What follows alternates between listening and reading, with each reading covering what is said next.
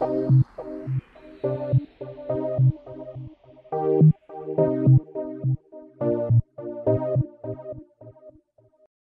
Northern Corridor forms the backbone of transport system which links the signatory member states of Burundi, Democratic Republic of Congo, Kenya, Rwanda, South Sudan, and Uganda to the port of Mombasa.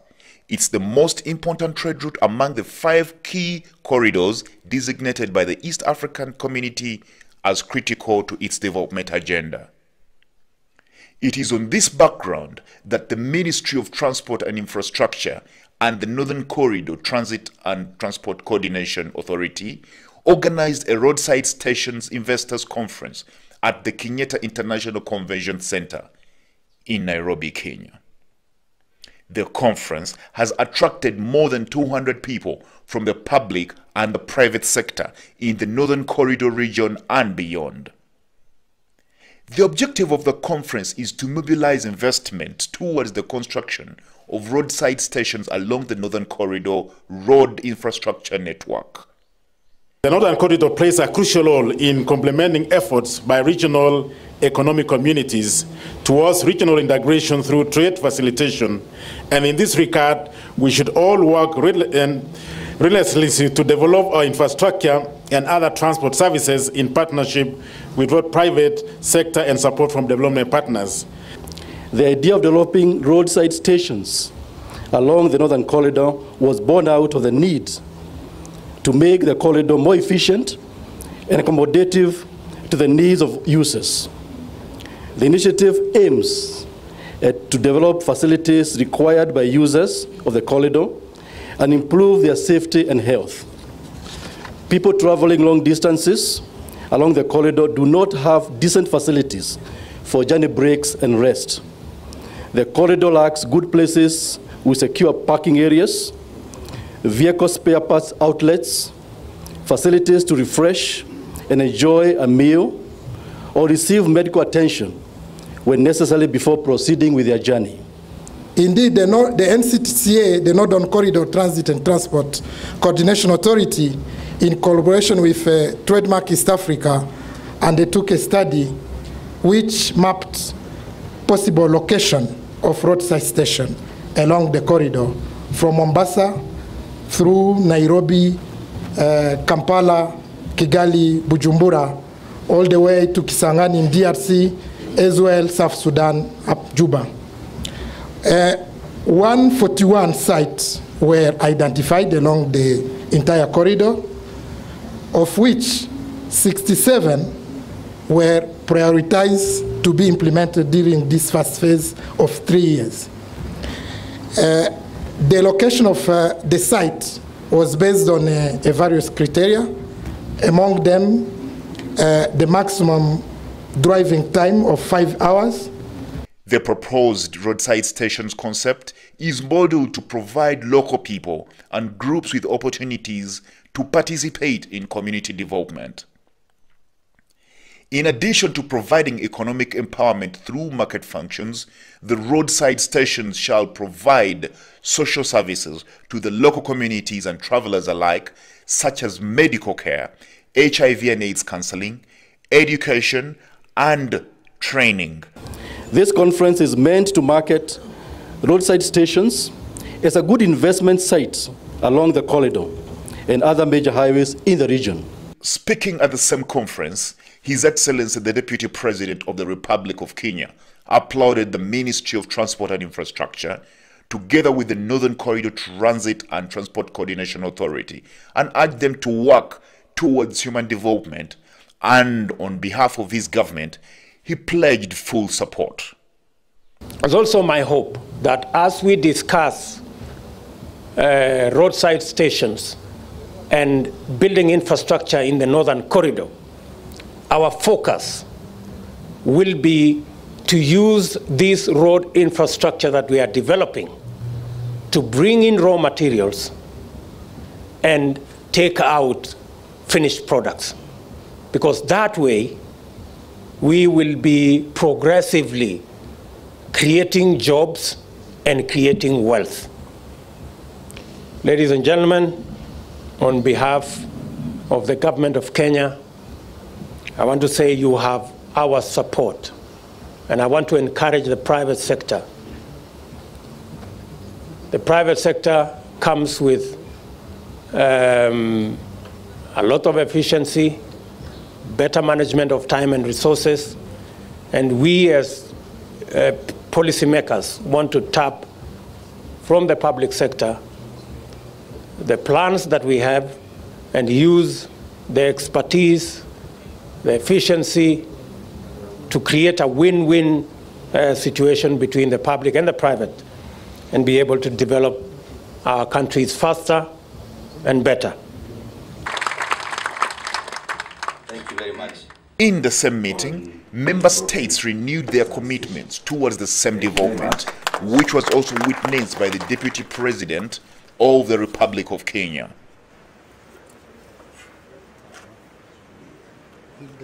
Excellency, we, the Northern Corridor member states, do reaffirm our commitment to 1.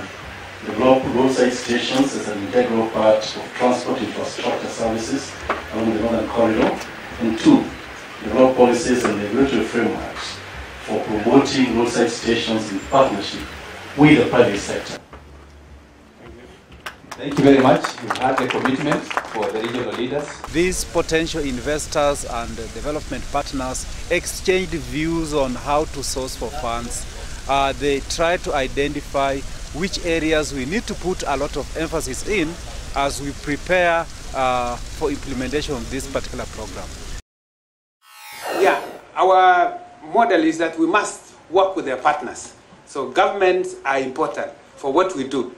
If we are planning for the region, we must familiarize ourselves with the treaty for the establishment of the East African community.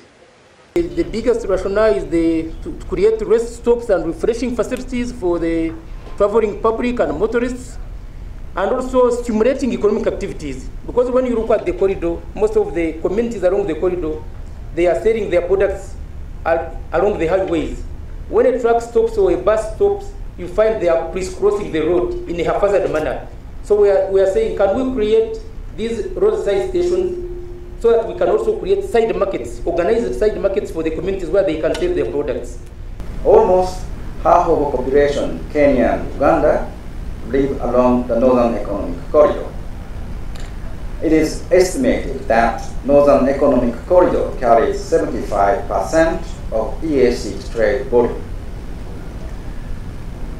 And as far as the logistics issue concerned, the long lead time for freight movement in Mombasa port is one of the key bottlenecks. Some further companies complain the waiting time at Weighbridge, but others appreciate efforts to maintain good road conditions.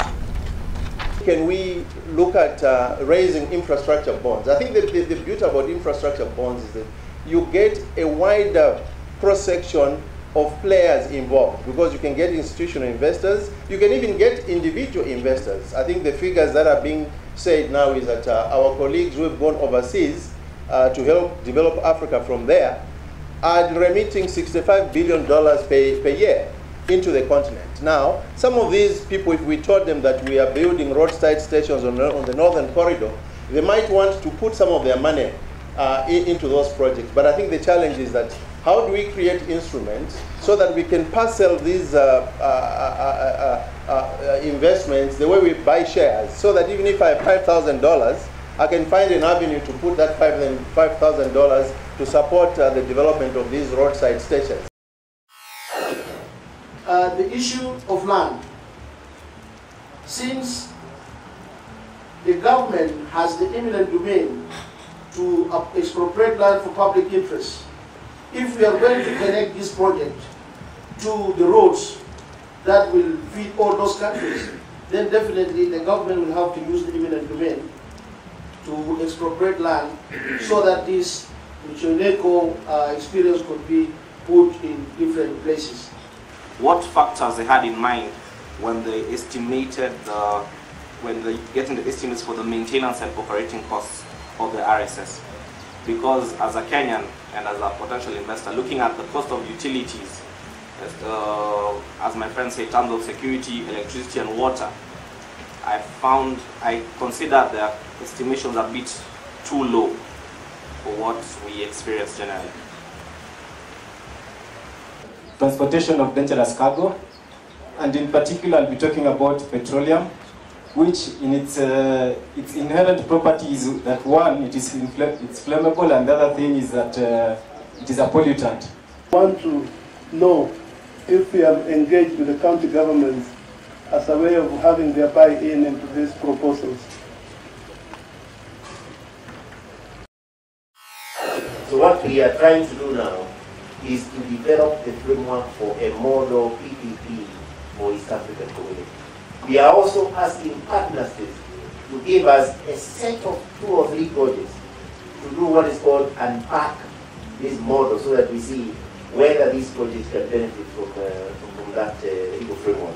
But its conclusion is targeted for this year. This year we must have a regional legal framework model, if you like. It's not for me to say how the process will run going forward on roadside services, but it is very plausible that for these PPP projects, what we do is we get from government and the key decision makers their requirements for roadside services, and we build those requirements into the concession contract of whoever's going to win the contract to build and run the road.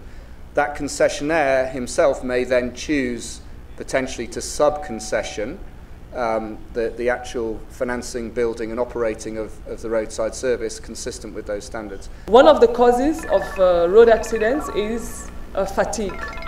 So the roadside stations actually really help in the fight against road crashes, in the sense that they provide a safe area where especially heavy commercial vehicles can actually rest, take a break, because it has been proven that continuous driving leads to a loss of concentration, a loss of focus, and can also lead to road crashes.